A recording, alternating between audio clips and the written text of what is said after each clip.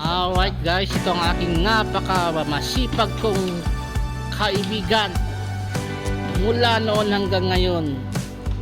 10 years na kaming magkakilala with mga kababayan. Ito si Paring Bong, ang aking ka-boarding house dati 10 years ago.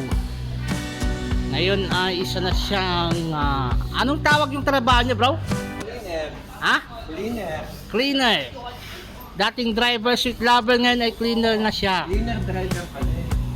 Mas magandang cleaner kaysa sa pagiging driver, sweet lover. Cleaner driver ako. Cleaner driver. Oh, ayun. Ito yung kanyang... Patapos na kayo o marami pa? Meron kami dinimit eh. Meron pa? Hanggang anong oras? Mamaya konti. Ayan, babay na, ingat kayo dyan kuya, bye-bye. Ayan, ingat.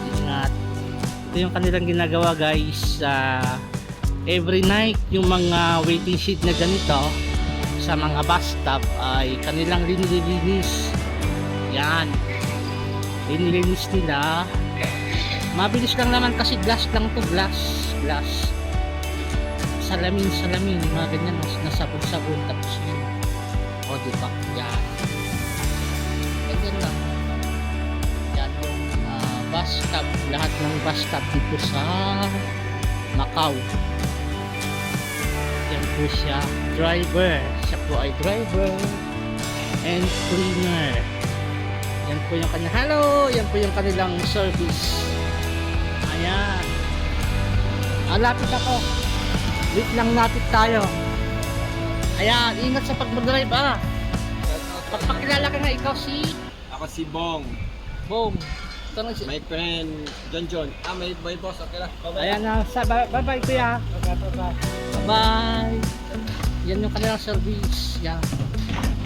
Ingat bro Ang pogi niya oy. Set up mo ang asawa mo. Shoutout sa asawa ko. Oh, asawa mo. Isa lang asawa mo, di ba? Takot sa asawa. Okay, ingat kuya. Bye-bye.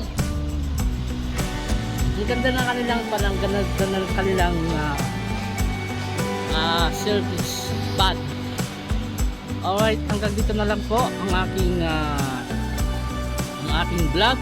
Isang OFW na aking kasama almost 10 years. Alright, bye-bye na guys. Bye-bye. Thank you. Salamat sa panonood. Bye-bye.